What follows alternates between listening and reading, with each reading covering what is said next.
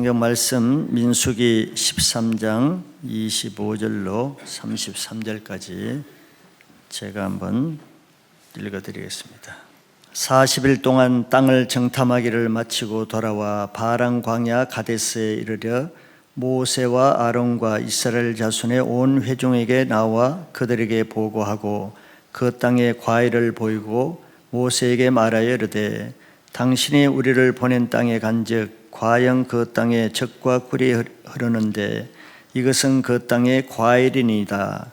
그러나 그 땅 그 주민은 강하고 성읍은 견고하고 심히 클 뿐 아니라 거기서 아낙 자손을 보았으며 아말렉인은 남방 땅에 거주하고 헤딘과 여부수인과 아모레인은 산지에 거주하고 가나안인은 해변과 요단가에 거주하더이다.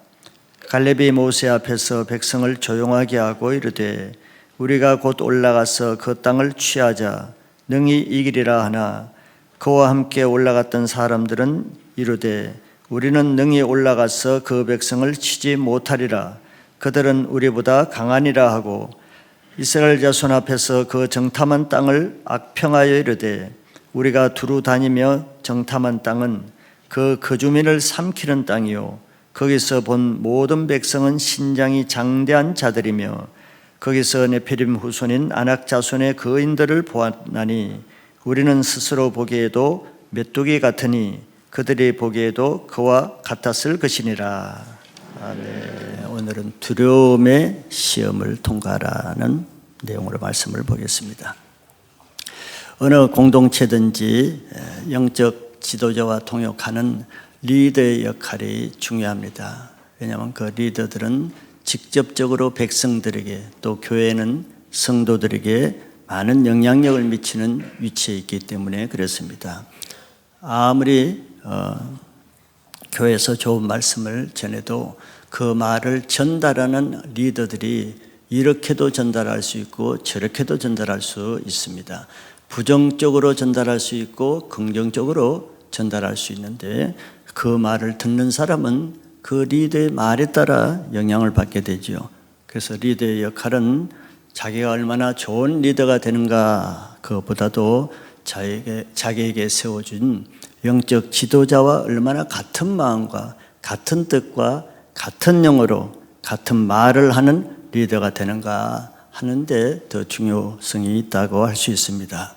그렇지 않으면 지도자와 다른 말을 전하고 다른 편에 서서 하나님의 일을 거스르게 할 수 있기 때문입니다. 사단은 늘 영적 지도자를 넘어뜨리기 위해서 그 가까이 있는 리더들을 이용하기 때문에 그렇습니다. 오늘 내용이 바로 그런 내용이죠. 아무리 모세가 출중한 하나님의 뜻을 가지고 하나님의 리더십을 가져도 그 모세 밑에 가까이 있는 리더들이 어떤 말을 하고 어떤 역할을 하느냐에 따라서 모세의 그 영향력이 이렇게 대적받기도 하고 또 인정받기도 하는 결과를 낳게 되는 그런 내용입니다. 오늘 말씀은 이스라엘 백성들이 리더들에게 주어지는 두려움을 그들이 어떻게 반응하는가를 통해서 광야에 들어가기도 하고 통과하기도 하고 또 광야에서 거치게 하는 그런 결과를 낳는 내용입니다. 우리 일상에서 늘 주어지는 문제가 바로 이 문제죠. 두려움 문제입니다. 종류는 달라도 늘 두려움 때문에 위축되고 하나님의 뜻대로 살지 못하죠. 바로 이 두려움은 우리 삶에서 끊을래야 끊을 수가 없는 아주 실제적인 문제입니다. 왜냐하면 사단은 끊임없이 우리에게 두려움이란 무기를 가지고 우리를 신앙을 방해하고 하나님을 믿지 못하게 하기 때문에 그렇습니다. 오늘 말씀을 통해서 두려움의 문제는 반드시 통과해야 광야를 통과할 수 있습니다. 그런데 각자에게 어떤 문제든지 오늘 이 말씀으로 두려움 문제를 극복할 수 있는 기회가 되시기 바랍니다. 자, 먼저 정탐 보고에 대해서 본문에 말씀하고 있죠. 모세가 가나안 땅에 먼저 들어가기 전에 각 12지파의 수령들, 대표자 지휘관들을 뽑아서 그 12명으로 먼저 가나안 땅을 정탐하게, 정찰하게 보냈습니다. 읽지는 않았지만 13장 18절에서 20절 내용을 보면은 모세가 보내기 전에 아주 구체적으로 무엇을 파악하고 정찰해야 되는지 그 항목을 아주 자세하게 7가지로 말하고 있어요. 18절부터 하나씩 보면은 첫째는 그 땅이 어떤지를 봐라. 우리가 들어갈 땅이 과연 젖과 꿀이 흐르는 땅인지 어떤지를 보라 했고, 두 번째는 그 땅 거민이 강한지 약한지를 보라. 세 번째는 그곳 인구가 많은지 적은지를 보라. 네 번째는 그들의 사는 땅이 좋은지 나쁜지를 보고, 다섯 번째는 그 성읍이 진영인지 산성인지, 그냥 평범한 땅인지 아주 산성으로 둘러싸여 있는지를 보고, 여섯 번째는 그 토지가 비옥한지 메마른 토지인지를 보고, 마지막 일곱 번째는 나무가 있는지 없는지 아주 모세가 자세하게 구체적으로 이런 것들을 포인트로 알아보라고 했습니다. 그리고 마지막으로 한 말이 중요한데요. 마지막이 모세가 그들에게 담대하라고 하면서 그 땅의 실과를 실제로 가져와 보라 그랬어요. 이 모든 말 중에 가장 중요한 것은 담대하란 말입니다. 이게 가장 중요한 말이죠. 하나님의 말씀을 믿을 때만 담대할 수 있죠. 자기가 스스로 담대하기는 어렵습니다. 근거가 있어야 되잖아요. 그건 하나님의 약속의 말씀을 믿을 때 담대할 수 있기 때문에 모세가 마지막으로 너희들 담대하라고 했습니다. 그렇지 않으면은 정탐하다가 원수들 앞에서 두려움으로 실족하고 넘어질 수 있기 때문에 담대하라고 당부한 거죠. 그래서 40일 동안 이 12명이 가서 정찰을 했습니다. 그러고 나서 40일 후에 다시 돌아온 내용이 본문 내용이에요. 그래서 돌아와서 바람 광야 가데스 바네아라고 하죠. 가데스에 돌아와서 모든 이스라엘 백성 앞에서 모세에게 자세히 보고하는 내용이 이제 26절부터 나오는 거예요. 그래서 가나안 땅에 이제 들어가고 못 들어가고, 약속의 땅을 취하고 못 취하는 결정적인 사건이 이 가데스 바네아, 여기에서 결정이 됩니다. 그 결정은 뭘로 인해서 되겠습니까? 여기서 첫째는 보고하는 사람들이 어떻게 보고하느냐, 이게 결정적이고, 두 번째는 그것을 듣는 사람이 어떻게 듣고 누구 말을 듣느냐에 따라서 이제 광야를 통과하는 사람이 결정되고, 광야에서 죽는 사람이 여기서 결정되는 거예요. 그러니 백성들은 아주 잔뜩 기대를 하고 긴장하고 있겠죠. 과연 우리가 들어갈 땅이 들어갈 수 있는 땅인지 못 들어갈 땅인지, 그게 과연 어떤 족속이 살고 있는지, 두려움 반, 기대 반, 긴장 반, 희망 반, 아주 초긴장 상태가 바로 이 상황입니다. 먼저 보고 중에 두 파로 나눠졌어요. 12두령 중에, 12지휘관 중에 10명의 보고와 2명의 보고가 서로 달랐습니다. 보는 관점이 다른 거죠. 보는 것은 똑같이 봤어요. 그러나 말하는 보고 말이 달랐습니다. 이제 누가 어떤 말을 하고 또 그 말을 누가 듣느냐, 이제 이걸로 인해서 가나안 땅을 차지하고 못 차지하는 사람이 크게 나눈 거예요. 누구 편에 서는지, 누구 말을 듣는지 잘 들어야 됩니다. 지금 이 시간에도 잘 들으시기 바랍니다. 먼저는 10지휘관이 어떤 보고를 했는가를 봅니다. 그들도 그 땅이 젖과 꿀이 흐르는 땅인 것을 확인하고 가져온 과일, 포도 한 송이에 2사람이 메고 왔다 그랬으니까 그 풍성한 과일을 이제 보여준 것까지는 같았습니다. 27절에 나오죠. 그러나 이제 결정적인 차이는 28절에서 시작되는 거예요. 그러나, 이 그러나가 문제입니다. 그래서 그러나라는 말은 아주 잘 들어야 돼요. 그러나 그 땅 거주민은 성읍은 견고하고, 거주민은 강하고, 성읍은 견고하고, 심히 클 뿐 아니라 우리가 안악 자손을 보았다. 이것이 이제 이들의 큰 주안점입니다. 보고하고자 하는 핵심은 12령들은 아낙 자손에다가 포커스를 뒀어요. 그리고 그뿐만 아니라 남방 땅에는 아말렉이 거주했고 산지에는 헷인, 아모레인이 거주했고 해변과 요단가에 가나안인이 거주했다고 원수들 중심으로 보고를 했습니다. 그들은 이것이 가장 임팩트 있게 두려운 대상이었기 때문에 그랬겠죠. 그러나 다 그렇게 본 건 아니죠. 30절에 보면은 갈렙과 여호수아, 특별히 갈렙은 그럼에도 불구하고 그 땅을 취하자 다른 의견을 냈지만 10명은 그들은 31절에 보면 우리들보다 더 강하여 칠 수 없다고 반대했습니다. 부정적인 보고, 패배적인 보고, 안 되겠다는 보고를 한 거예요. 10명은. 구체적으로 보면은 첫째는 그 땅을 악평했다고 했습니다. 32절에 보면은 이스라엘 자손 앞에서 그 정탐한 땅을 악평하여 이르되 우리가 두루 다니며 정탐한 땅은 그 거주민을 삼키는 땅이요 거기서 본 모든 백성은 신장이 장대한 자들이며 그러죠. 지금 하나님의 말씀은 그 땅이 젖과 꿀이 흐르는 아름다운 땅이라 그랬어요. 근데 똑같은 하나님의 말씀한 그 땅을 나쁜 땅이라고 악평한 거예요. 자기들이 그렇게 보는 거죠. 하나님의 보는 눈으로 보지 못하고 악한 눈으로 그 땅을 본 거란 말이에요. 이렇게 하나님의 땅을 악하게 보는 사람이 하나님의 땅을 차지할 수 있겠어요? 차지할 수 없어요. 그거는 불신의 땅입니다. 불신의 눈으로 본 그런 사람들은 하나님의 땅을 들어갈 수가 없는 거예요. 하나님의 약속은 오직 하나님의 말씀대로 믿고 하나님의 눈으로 그 땅을 선하고 아름답게 보는 사람만 그 땅을 차지할 수 있습니다. 그렇게 본 사람은 여호수아와 갈렙 두 사람만 그렇게 봤어요. 그런 사람이 땅을 차지하는 거예요. 그래서 우리가 어떤 하나님의 영광을 보려면 우리 눈이 먼저 바뀌어야 됩니다.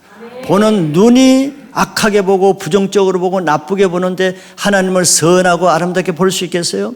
그렇게 안 되는 거예요. 두 번째는 자기 자신을 비하했습니다.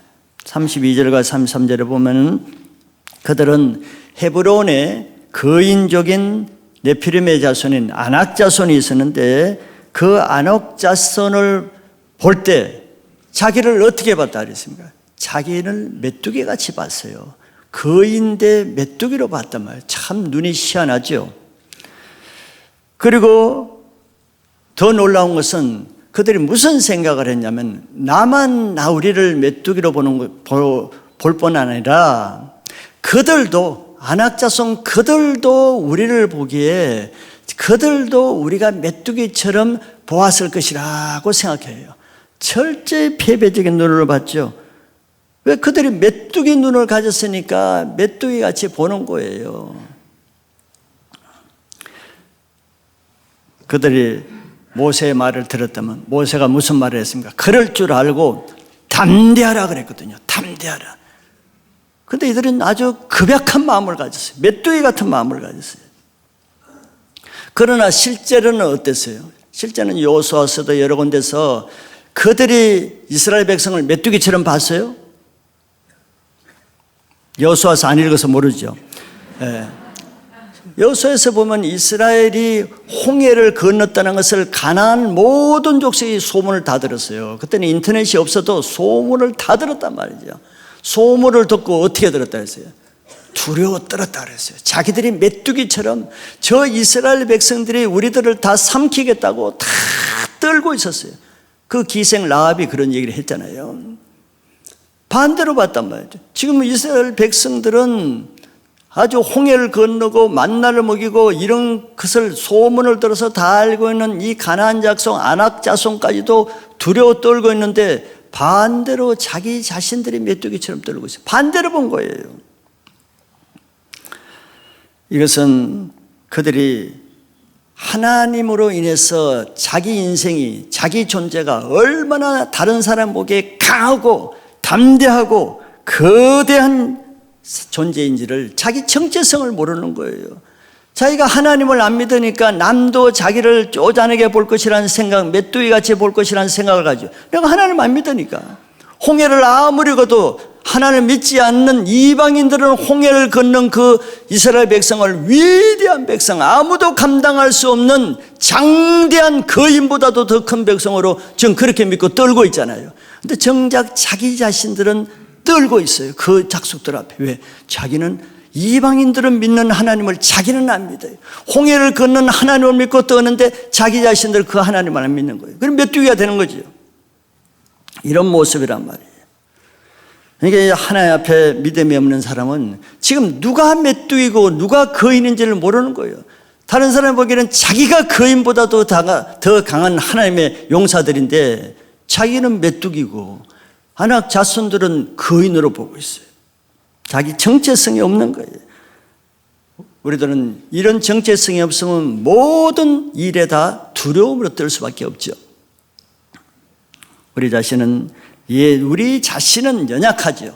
그러나 예수 그리스도 안에서 하나님의 자녀가 된 나 자신은 세상 모든 사람이 두려워하는 그런 강한 용사인 그런 정체성을 가지셔야 됩니다. 우리는 그러지 않으면 사단의 사람들은 늘 무서워하죠. 사단의 사람들은 늘 무서워하잖아요. 그런데 정작 사단의 권세를 가진 사람이 한 말을 들어보면은 그들이 우리를 무서워하고 있어요. 이 사단의 두목으로 일하던 한 사람이 회개하고 예수 믿고 나서 간정 중에 무슨 말이 있었냐면은 그리스도인들은 저기 7마일 밖에 있는 사람이라도 그 사람 속에 빛이 보인다는 거예요. 그 빛만 보면 자기들이 두려워서 떤다는 거예요. 귀신들은 우리만 봐도 떨고 있는 거예요. 떨고 있어. 근데 우리는 귀신 들린 줄 알고 우리가 떨고 있죠. 아마 입이 돌아가요. 우리가 떨고 있어요. 지금 떨고 있지요, 여러분들. 귀신들이 우리를 두려워 떤다는 확신, 정체성을 가지시기 바랍니다. 두 번째는 여호수아 갈렙이 어떤 반응을 보였는가. 30절에 이렇게 말하죠. 갈렙이 모세 앞에서 백성을 조용하게 하고 이르되 우리가 곧 올라가서 그 땅을 취하자 능히 이기리라 하니, 똑같이 40일 정탐하고 왔어도 보는 눈이 다르니까 하는 말이 전혀 반대로 달랐어요. 10명이 하는 말을 듣고 모든 백성들이 지금 두려움으로 가득 찼죠. 부정적인 생각으로 가득 찼죠. 실망과 원망으로 지금 아주 얼어붙어 있었어요. 그러니까 웅성거렸겠죠. 막 여기저기서 불평하면서 웅성거리면서 두려워하는 소리가 들렸단 말이죠. 그러니까 갈렙이 그랬어요? 모세가 백성을 조용하게 했어요. 조용하세요. 조용하세요. 그랬단 말이에요. 벌써 웅성거리니까 두려워 떨고 있어요. 조용하게 한 후에 우리가 올라가서 그 땅을 취하자 능히 이기리라. 정반대로 봤어요. 우리가 이길 것 같은, 아낙 자손이라도 우리가 이길 것 같은 믿음의 눈으로 봤단 말이에요. 갈렙과 여호수아는 모세가 한 말 담대하라는 그 담대한 마음을 가지고 보니까 그렇게 보이는 거예요. 갈렙은 똑같은 상황을 보되 하나님의 말씀을 믿음의 눈으로 볼 때 아낙 자손이 메뚜기처럼 보이는 거예요. 아낙 자손이 거인처럼 보이고 자기가 메뚜기처럼 보이면 그 사람 메뚜기로 죽는 인생이 됩니다. 광야는 이렇게 누가 통과할 수 있겠어요? 하나님의 말씀을 믿는 사람만 통과할 수 있는 이유가 이것 때문에 그래요. 이렇게 가나안 정복이라는 아주 중요한 사건 앞에서 그 땅을 취하는지 못 취하는지 그 땅 앞에서 지금 어떤 일이 일어나는지 분란이 일어난 거예요. 그것도 최고 리더들 간의 의견이 나눠져요. 10대 2로 서로 다른 말을 하고 있어요. 서로 다른 편에 서게 있어요. 모세 편에 선 사람과 모세를 대적하는 사람 편, 둘로 나눠졌습니다. 광야를 통과하려고 그러면은 하나님이 세우신 영적 지도자와 같은 영성을 가지고 같은 편에 서는 사람만 통과할 수 있는 거예요. 두 번째는 그 보고를 듣고 난 백성들의 반응을 봅니다. 이제 14장으로 넘어가야 됩니다. 읽지는 않았지만 그 정탐 보고에 대한 반응에 따라서 광야에서 죽을 사람과 가나안에 들어갈 사람의 운명이 가데스 바네에서 둘로 나눠지는 거예요. 첫째, 광야에서 죽을 사람들이 어떤 반응을 하는가를 봅니다. 광야에서 죽을 사람들은 듣는 말이 틀리죠. 즉 믿음의 말을 듣기보다는 불신의 말을 듣습니다. 자기 귀가 그러는 거예요. 백성들은 갈렙이 한 말은 듣지 않았죠. 갈렙이 무슨 말을 했습니까? 능히 취하리라는 말은 안 들렸습니다. 그건 믿을 수가 없고 12명이 하는 부정적인 말이 들렸어요. 구체적으로 보면은 그래서 14장 1절에 보면은 첫째는 통곡을 했다 그랬습니다. 10명이 말한 부정적인 말을 받아들인 백성은 부정적인 마음이 들어오니까 소리를 높여 밤새도록 부르짖으면서 통곡했다 그랬어요. 상식적으로 이런 일이 있으면 어떻게 해야 됩니까?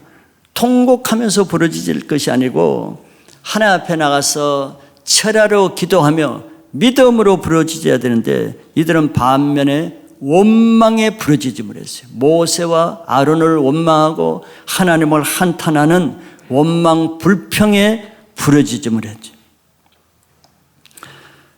그들은 갈렙이 한 믿음의 말은 들리지 않고 12명들이 한 불신의 말을 들었어요. 부정적인 말을 들으니까 부정적인 반응이 나오는 거죠. 그러면 죽는 것입니다. 살 말씀이 들려야 되는데 죽을 말씀을 들은 거예요. 두 번째는 그래서 부정적인 말을 구체적으로 보면은 첫째는 원망의 말을 했습니다. 그들은 실망에 차서 두려움으로 모세와 아론을 또 원망했다 그랬죠. 2절부터 4절에 보면은 이들은 지금까지 모세가 산전수전 겪으면서 다 이해하고 받아들이고 건져준 그 모세를 또 사건이 있으면은 이제는 극도로 그 모세를 버리고 우리는 애굽으로 돌아가야 되겠사오니 우리에게 다른 지도자를 세우자 그랬어요. 모세를 버리고 반란을 주도할 다른 리더를 세워서 그들을 따라가겠다고 이제 악담을 했습니다. 그러니까 약속의 땅을 바라보지 못하면은 애굽으로 돌아가게 되는 거예요. 믿음으로 살 자신이 없으면은 애굽으로 돌아가는 수밖에 없어요. 그런 믿음으로 자기를 끌어주는 리더가 부담스럽죠. 그러니까 그런 리더는, 그런 모세는 이제 버리고 자기들 마음을 채워줄 수 있는 다른 리더를 세워서 애굽으로 돌아가자고 선동 반란을 하는 거예요. 그러면은 그들은 그런 악한 리더를 따라서 세상으로 나가게 되는 것입니다. 자기 영맥을 따라가게 돼 있는 거예요. 두 번째는 그들의 말이 죽음의 말을 했습니다. 그들은 늘 어려울 때마다 같은 말을 하죠. 애굽이나 광야에서 죽었으면 좋았을 걸. 죽는 것을 그렇게 그리워하고 있어요. 그리고 하나님이 자기들을 광야에 끌고 와서 칼에 죽게 한다고 악담을 했습니다. 즉 칼에 죽게 한다는 것은 아낙 자손에게 자기들이 죽을 것을 먼저 생각하는 거예요. 이렇게 죽을 사람은 자기 입으로 먼저 죽는 것을 항상 말하는 것이에요. 어려울 때마다 못 살겠다, 죽겠다, 못하겠다 늘 이런 말을 하는 사람은 그대로 되는 거예요. 그 말이 딴 데서 나와요? 마음에서 나옵니다. 마음에 품고 있는데 마음에 누가 들어있어요? 그런 사람 마음에는 애굽의 악한 영, 즉 죽음의 영이 있으니까 죽음의 말을 하는 거예요. 살고자 한다면은 믿음으로 생명의 말을 하는 말 입술로 바꿔야 됩니다. 말이 바꿔야 운명이 바뀌는 거예요. 늘 투덜거리고 부정적인 말하고 남 비판하고 정죄하고 죽겠다는 말하고 그게 그냥 말이 아니고 자기 마음에서 나오는 자기 속에 있는 악한 영을 드러내는 것입니다. 세 번째는 애굽의 말을 했죠. 세 가지 말, 세 번째 마지막 말은 그들은 어려울 때마다 또 항상 애굽을 얘기해요. 애굽. 애굽. 아직 애굽의 찌꺼기가 벗어나지 않는 것입니다. 즉 애굽으로 돌아가겠다는 말은 항상 붙여서 하죠. 애굽의 영이 남아있다는 증거입니다. 아직 세상 찌꺼기가 있으면은 여러분들 신앙 조금 하다가 어려우면은 다시 또 세상으로 돌아가고 옛 일을 하고 옛죄에 들어가고 다시 또 컴퓨터에 인터넷에 음란하고 더러운 거 돌아가는 것은 모몬 교회에서도 그 안에 영은 아직 그대로 있다는 거예요. 모세를 따라서 나온 지가 지금 몇 달이 되는데도 이들 안에는 아직 애굽의 찌꺼기가 있으니까 사건이 나타나면 또 그 모습이 나타나는 겁니다. 자, 이렇게 광야에서 죽을 사람들의 특징은 죽을 사람의 말을 듣는다는 것입니다. 12명은 죽을 사람들인데 12명의 말은 들리고 두 사람 여호수아와 갈렙은 생명의 말을 했는데 그들의 귀에는 생명의 말은 들리지 않은 거예요. 자기가 듣는 말대로 그렇게 되는 겁니다. 믿음의 말을 들어야 그 믿음으로 광야를 통과할 수 있다는 것을 믿으셔야 됩니다. 두 번째는 가나안에 들어갈 사람들을 보면은 14장 5절에서 9절까지 보면은 이때 모세는 백성들의 그런 원망 불평하는 현상을 보고 모세와 아론은 하나님께 엎드렸고 여호수아와 갈렙은 하나님과 모세 편에 서는 그런 반응을 보였습니다. 첫째, 여호수아와 갈렙은 7절과 8절에 보면은 믿음을 선포했어요. 여호수아와 갈렙은 이런 상황을 보고 옷을 찢었습니다. 너무 안타까운 거예요. 너무 한심한 거예요. 너무 악한 것입니다. 하나님의 약속의 땅을 악평하면서 그 아름다운 땅을 보고 와서도 그걸 악하게 말하고 보니까 너무 마음이 아픈 거예요. 이 불신의 모습을 보니까. 그 옷을 찢고 그 부정적인 말을 듣고 원망하는 백성들에게 믿음을 선포했습니다. 그 땅은 심히 아름다운 젖과 꿀이 흐르는 땅이라 하십니다. 하나님이 하신 말을 그대로 한 거예요. 모세가 전해준 말을 그대로 한 것이 딴 말 한 게 아닙니다. 하나님이 보시는 땅을 그대로 본 거예요. 하나님이 아름답게 보는 땅을 아름답게 봤지요. 12명들은 하나님의 아름답게 보는 땅을 악하게 봤어요. 눈이 다른 겁니다. 그리고 여호와께서 기뻐하시면 그 땅을 우리에게 주실 것이라는 믿음을 선포했습니다.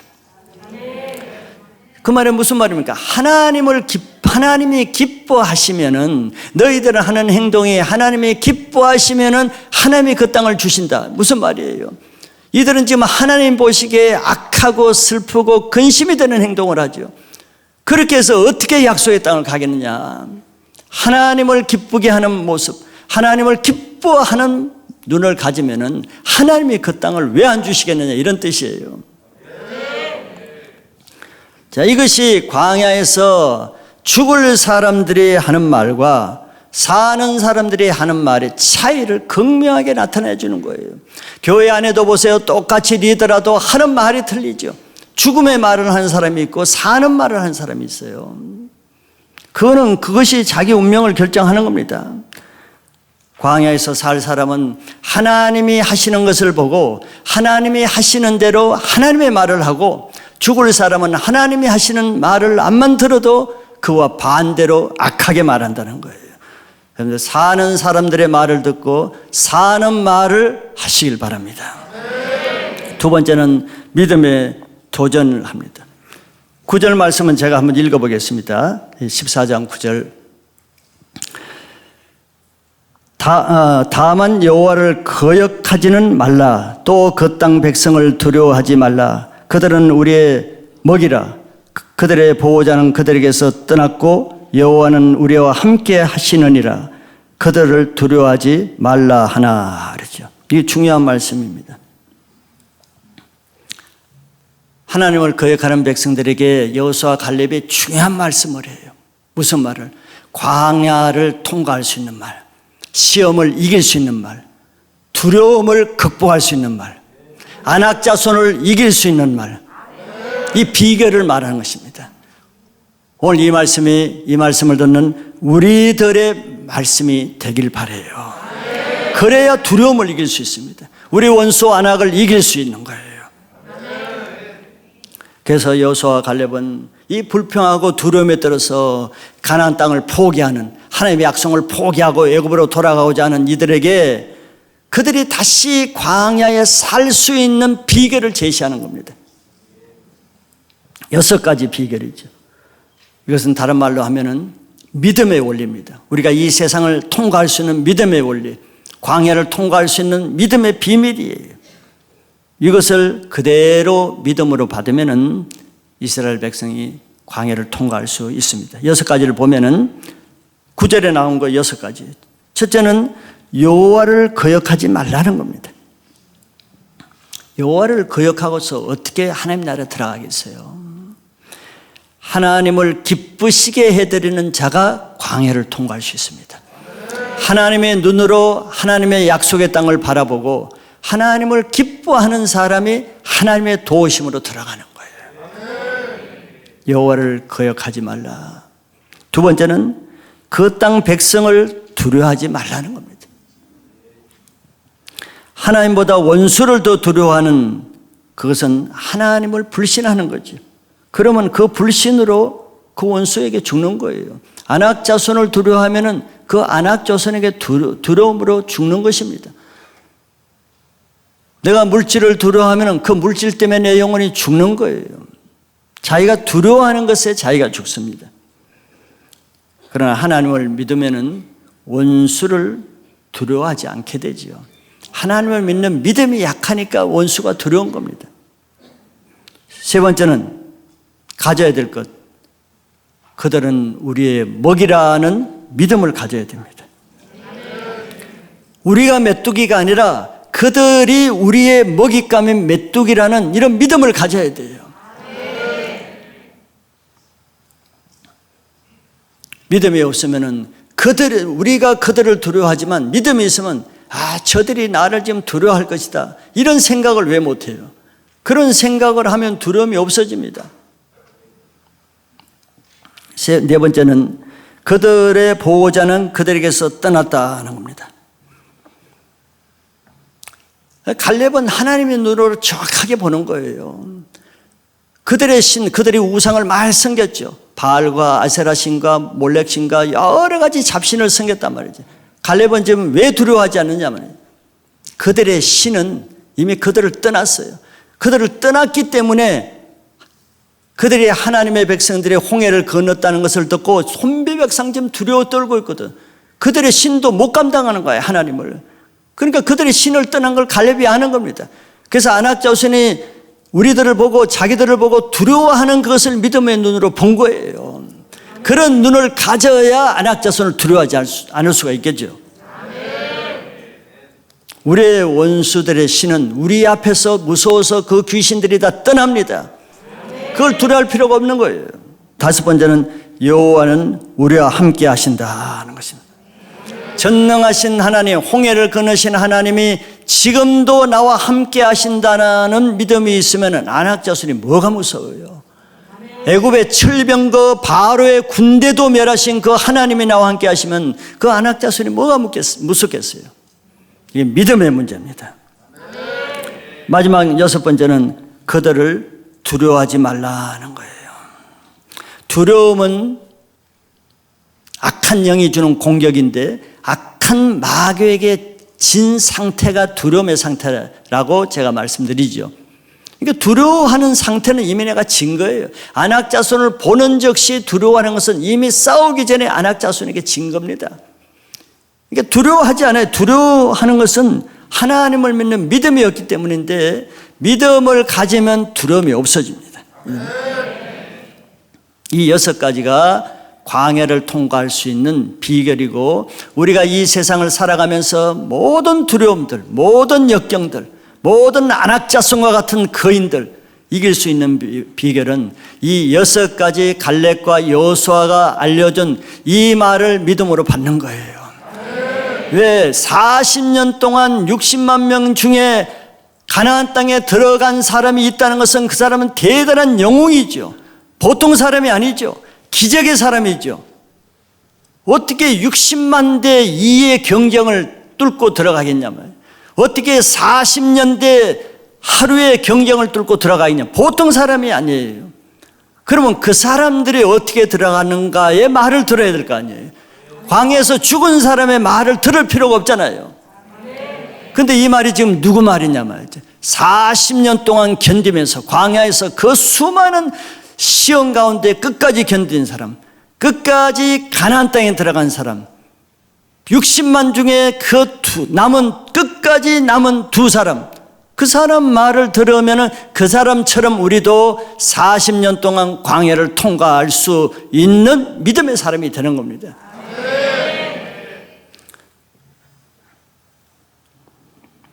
여호수아와 갈렙은 믿음으로 광야를 통과했는데, 자, 이런 사람의 말을 들었어야 되는데, 만약에 이 이스라엘 백성들이 지금 여호수아와 갈렙 말을 듣고 있잖아요. 이 말이 믿음으로 들렸다 그러면은 반응이 어떻게 됐었겠어요? 막 움츠러들고 낙심절망해서 기쁨과 환희로 환성을 지르면서 박수를 치고 춤을 춰야 될 거 아니에요. 아, 이런 일이 있었구나. 그렇구나. 아, 그러네. 황해를 건너시 하나님 우리와 함께 하는데, 이런 믿음이 들어왔으면 이들이 모든 두려움이 떠나고 그냥 축제가 벌어졌어야 될 거 아니에요. 그러면 사는 거거든요. 막 두려움 가운데, 낙심 가운데, 절망 가운데 있다가 주일날 말씀 한마디를 듣고 살아나는 사람은 살아나요. 희망으로 인생이 바뀌는 사람은 바뀐단 말이에요. 그 사람은 그 말씀을 믿기 때문에 그러죠. 근데 똑같이 어려운 상황, 똑같은 상황에서 그 말씀을 들어도 안 들리는 사람이 있죠. 여기 그 사람들이 그런 사람이 어떻게 반응했는가가 여기 나옵니다. 그들이 그 말을 듣고 반응이 어땠다 그랬어요.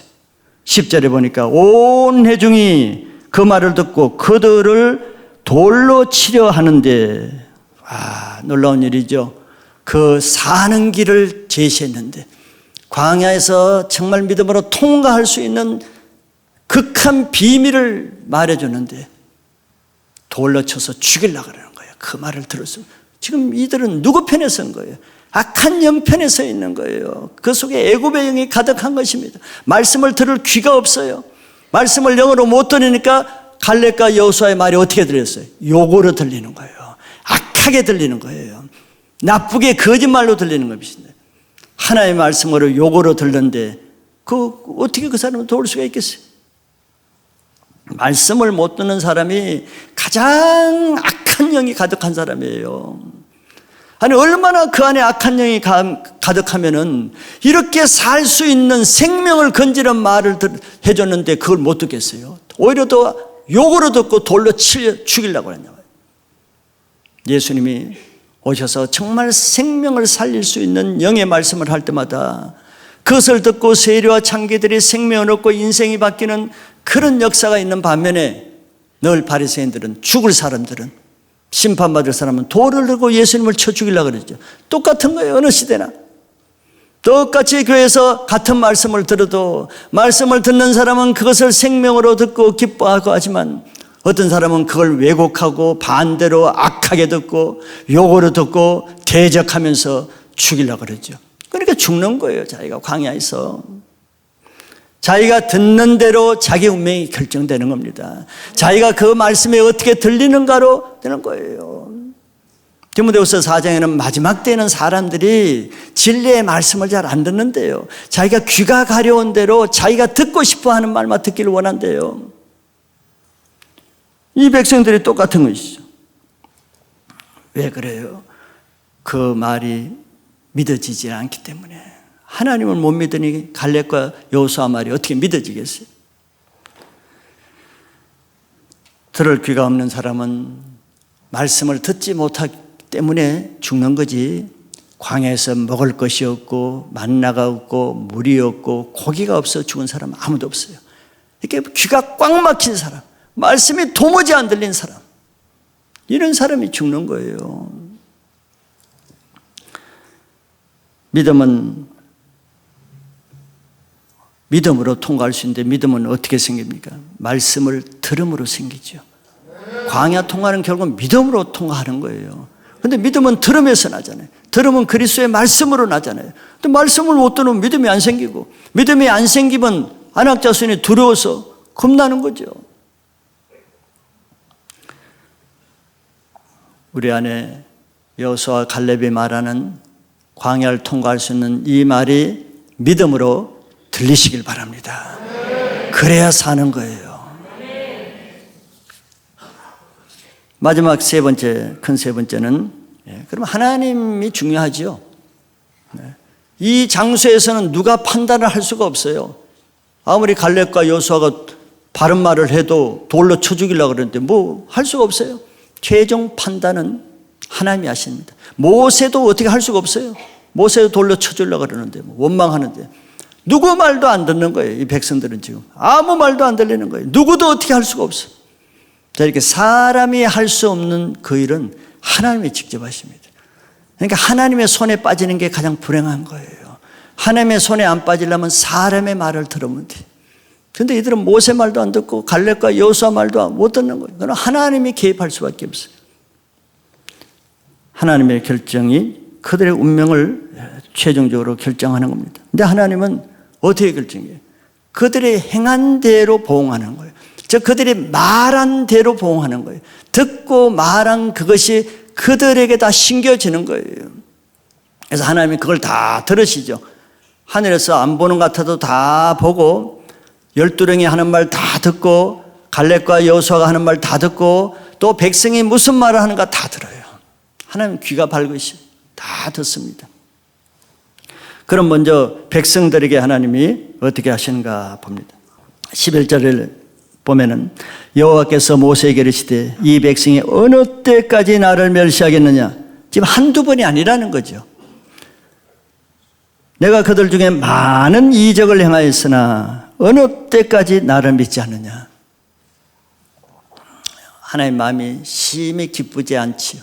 심히 근심되고 심히 분노가 나게 하는 그런 말씀입니다. 그리고 밑에 내려와서 22절을 보시면은 내 영광과 애국과 광야에서 행한 내 이적을 보고서도 이같이 10번이나 나를 시험하고 내 목소리를 청종하지 아니한 그 사람들은, 자, 하나님이 다 보시고 계세요. 다 기억하고 세고 계셔. 지금 애굽에서 10재앙의 그런 이적도 하고, 홍해와 지금 만나와 메추라기에 많은 이적들을 보고도 이렇게 끝까지 나를 시험하고, 내가 계시는지 안 계시는지, 내가 능력을 행하는지 아닌지 그걸 시험한다는 거예요. 내 목소리를 청종하지 않는 이 사람들, 하나님 다 알고 계시죠. 어떻게 한다 그랬어요? 23절에 보면 내가 그들의 조상에게 맹세한 땅 결탄코 보지 못할 것이요 또 나를 멸시하는 사람은 한 사람도 그것을 보지 못하리라. 하나님께 한 대로 하나님도 그렇게 하신다는 거예요. 구체적으로 어떤 방법으로, 어떤 기준으로 하시는가? 27절로 넘어가면은 나를 원망하는 이 악한 회중에게 내가 어느 때까지 참으랴. 이스라엘 자손이 나를 향하여 원망하는 바 그 원망하는 말을 내가 들었노라. 원망한 말은 반드시 듣습니다, 하나님. 28절에 그들에게 이르기를 여호와의 말씀에 내 삶을 두고 맹세하노라. 너희 말이 내 귀에 들린 대로 내가 너희에게 행하리라. 들린 대로 하는 건 내가 한 말 그대로 주님이 행하시는 거예요. 딴 거 아니에요. 내가 한 말, 불평하는 말, 원망하는 말, 대적하는 말, 내가 한 말 그대로 너에게 한대요. 그러니까 내가 한 말은 다 내게 심는 거예요. 악한 말을 하는 건 다 내게 심는 것입니다. 악한 말을 모세에 한다고 모세에게 심는 것이 아니고 나의 영혼에 심는 것입니다. 하나님께 불평 원망한 건 내 영혼에 심는 거예요. 하나님 너희 말이 내 귀에 들린 대로 내가 너에게 행하리라 그랬지.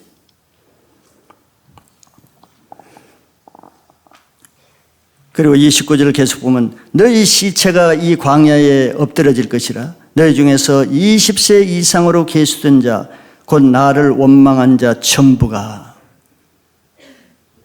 20세 이상 원망한 자 모든 사람이라 했어요.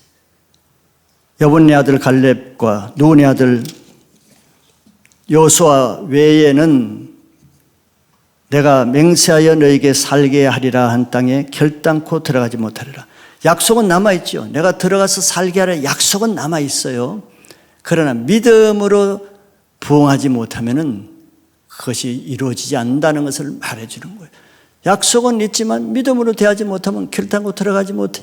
그러나 그 약속은 없어지는 건 아니에요. 그 세대가 없어질 뿐이지. 다음 세대의 그 약속은 이어갑니다. 31절 계속 보면은 너희가 사로잡히겠다고 말하던 너희의 유아들은 내가 인도하여 드리리니 그들은 너희가 싫어하던 땅을 보려니와. 다음 세대에 넘어가 버린 거예요. 그 전 세대가 불신을 하면 그 세대는 약속이 취소되고 다음 세대로 넘어가죠. 32절에 너희의 시체는 이 광야에 엎드러질 것이요. 이런 인생이 되는 거예요. 널 죽겠다고 그랬잖아요. 죽겠다고. 죽겠다는 말이 심겨졌어요. 그래서 광야에 죽는 거예요. 33절에 너희의 자녀들은 너희의 반역한 죄를 지고 너희 시체가 광야에서 소멸되기까지 40년을 광야에서 방황하는 자가 되리라 그랬어요. 그들도 고생이지만 이 부모 세대의 죄가 누구에게 넘어갑니까? 그 죄가 자녀 세대가 40년 동안 죄 없이 광야에서 고생하는 거예요. 부모 세대가 죽을 때까지 죽을 날을 기다리면서 40년 동안 광야에서 고생하는 거예요. 불신의 부모 세대가 자녀 세대에게 40년을 방하게 하는 그런 죽음의 유산을 물려준 겁니다. 33절에 계산법이 있어요. 왜 40년이 됐는지. 너희는 그 땅을 정탐한 날수인 40일 동안 정탐했잖아요. 그 하루를 1년으로 쳤어 그 40년간 너희의 죄악을 담당할지니 너희는 그제서야 내가 싫어하면 어떻게 되는지를 알리라 하였다 하라. 하나님의 목적이죠. 하나님 뭘 보여주시는 거예요? 하나님을 싫어하는 자가 어떻게 되는지, 하나님을 거역하는 자 마지막에 어떻게 되는지, 하나님을 기쁘게 하시지 못하는 자가 어떻게 되는지, 하나님의 말씀을 믿지 못하는 자는 어떻게 되는지를 하나님이 산 그림으로 보여주시는 것이라고 했습니다. 35절 계속 읽어보면은 나 여호와가 말하였거니와 모여 나를 거역하는 이 악한 온 회중에게 내가 반드시 이같이 행하리니 그들이 이 광야에서 소멸되어 거기서 죽으리라.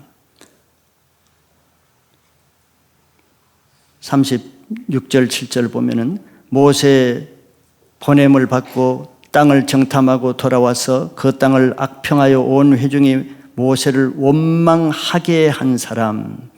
자, 백성들로 하여금 원망하게 한 죄를 누가 지었냐? 12명들이 지은 거예요. 37절에 곧 그 땅에 대하여 악평한 자들은 여호와 앞에서 재앙으로 죽었고. 백성들로 하여금 모세를 대적하고 원망하게 한 일을 누가 했어요? 모세에 가장 가까운 12명들이, 10지휘관들이 했어요. 모세를 도와서 한 영으로 동역해서 가나안 땅을 정복해야 되는데 반대로 자기들이 반대할 뿐더러 60만 장정을 악한 말, 부정적인 말, 불신의 말로 미혹해서 그들로 모세를 대적하게 한 그 죄로 그 자리에서 12명은 죽은 거예요. 자, 이것은 하나님이 이것을 통해서 하나님을 거역하고 하나님의 약속의 땅을 믿지 못하고 모세를 원망한 결과가 어떻게 되는지를 보여주기 위해서 보이는 메시지로 하나님이 이렇게 하시겠다는 거예요.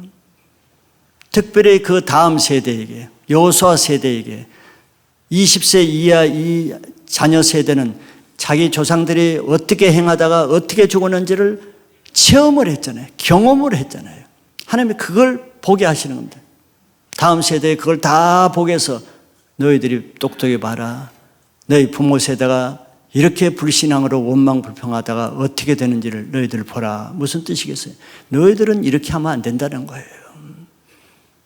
그러니까 그 다음 세대는 여호수아 세대를 따라서 가나안 땅을 정복하게 되잖아요.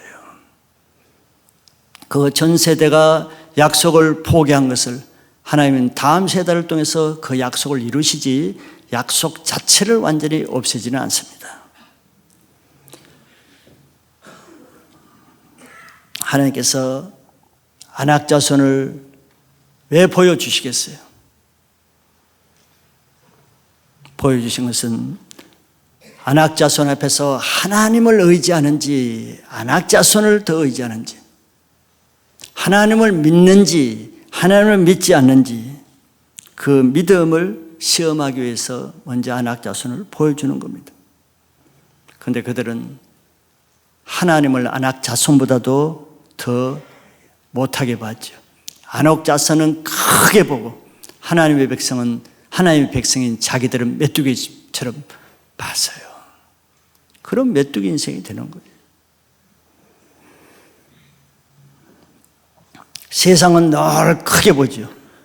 세상 믿지 않는 사람들은 늘 위대하게 보고, 하나님을 대적하면서 세상에 성공하고 잘 되는 사람, 네피림과 같이 거인 같은 이런 사람들을 늘 부러워하죠. 그 자기는 한 예수 믿다가 그냥 초라하게 쫄딱 망한 것처럼 메뚜기처럼 보고, 이런 사람이죠. 그런 사람은 그렇게 메뚜기처럼 죽는 거예요. 하나님의 전능하심을 늘 설교 때마다 들어도 전능하신 하나님은 없어요. 그냥 세상 거인 안악자손만 보이는 거죠. 그러니까 늘 피의식을 갖겠죠. 나는 그냥 하나님 믿다 이 모양 됐다. 교회만 다니다 나는 이렇게 됐다. 주일 지키다 나는 사업도 제대로 못했다. 살 사람은 살 사람의 믿음을 가지고 있습니다. 망할 사람은 망할 사람의 믿음 때문에 그렇게 되는 것이지 다른 이유가 있는 게 아니에요. 두 번째, 하나님이 여호수아와 갈렙에게 어떻게 하시는가를 봅니다. 24절에 보시면, 그러나 내 종 갈렙은, 하나님이 이렇게 말씀하세요. 내 종 갈렙은 그 마음이 그들과 달라야 돼. 그들과 똑같으면 똑같이 죽는 거예요. 그들과 달라서 나를 온전히 따랐은즉 그가 갔던 땅으로 내가 그를 인도하여 드리리니 그의 자손이 그 땅을 차지하리라. 아낙 자손이 어디 있었어요? 헤브론에 있었단 말이죠. 그 강한 헤브론에 있는 아낙 자손을 나중에 누가 취해요? 갈렙이 취합니다. 갈렙이.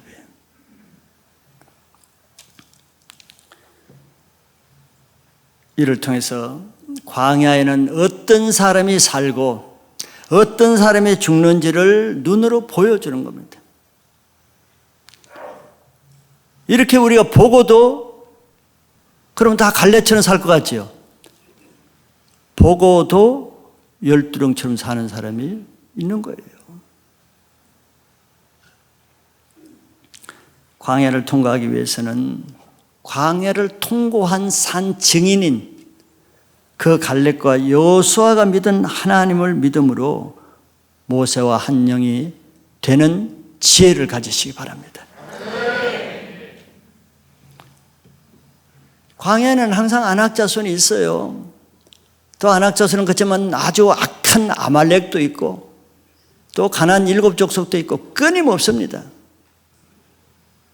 우리가 예수를 믿어도 우리 안에, 우리 앞에 항상 아낙 자손이 부딪히죠. 아낙 자손은 뭐예요?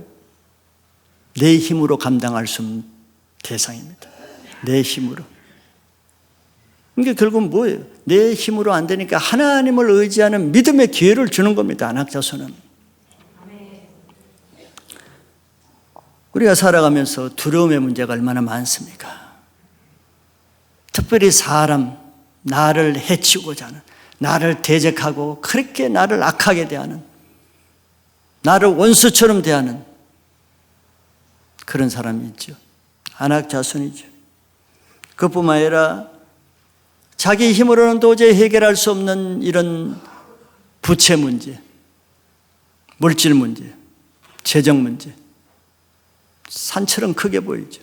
당장 먹고 사는 문제가 다르니까. 그리고 내 힘으로 어찌할 수 없는, 의사도 어찌할 수 없는 이런 중한 질병들, 공포심을 주죠. 두려움을 주죠. 죽음의 영이 공격을 하죠. 심각한 가정의 문제, 부부의 문제, 자녀의 문제, 가족의 문제. 사람의 힘으로 할 수가 없어요. 말로 되는 문제가 아니죠. 왜? 그 배후에는 다 악한 영이 역사하기 때문에. 어떻게 내 힘으로 하겠어요? 이 모든 두려움입니다. 두려움.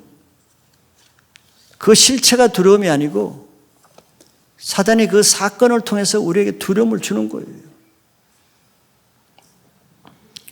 이때 안옥자성 같은 그런 두려움이 크게 보이고 자기는 그 앞에 한없이 약하고 무기력한 메뚜기처럼 보이면은 그냥 그 문제로 광야에서 죽습니다.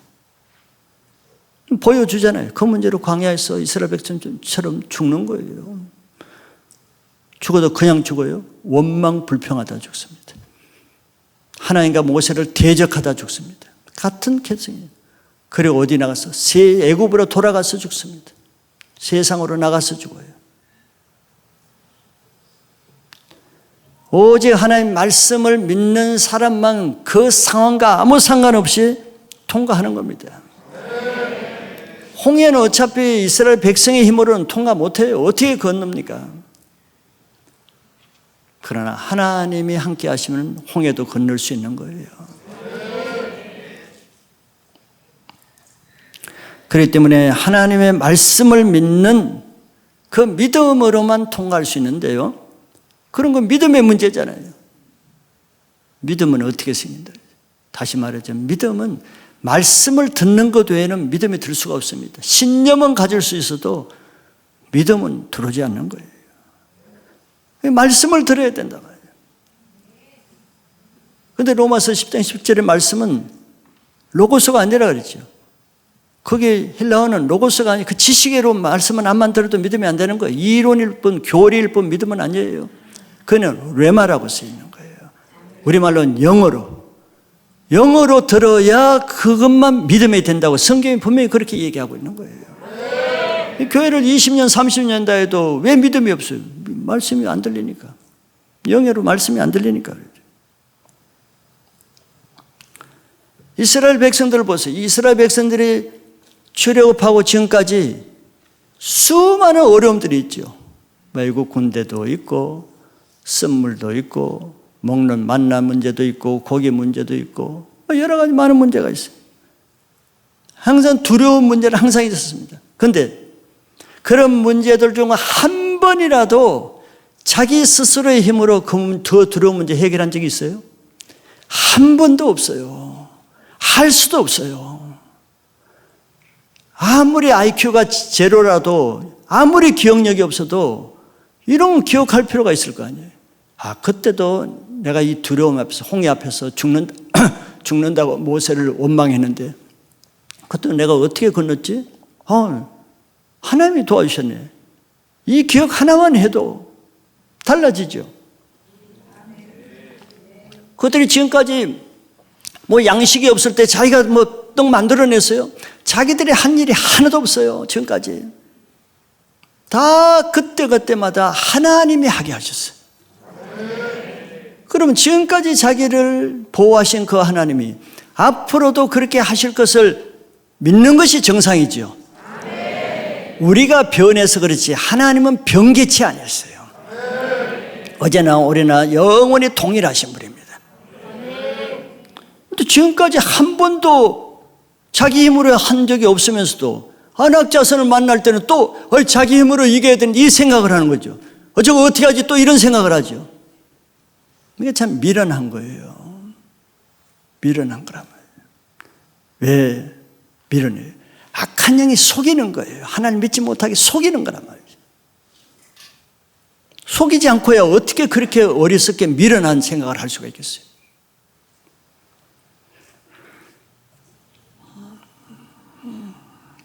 이렇게 어려운 사건을 만날 때마다 두려워하는 것은 아직 그 안에 애굽에서 들어온 악한 영이 그대로 있다는 걸 나타내는 거예요.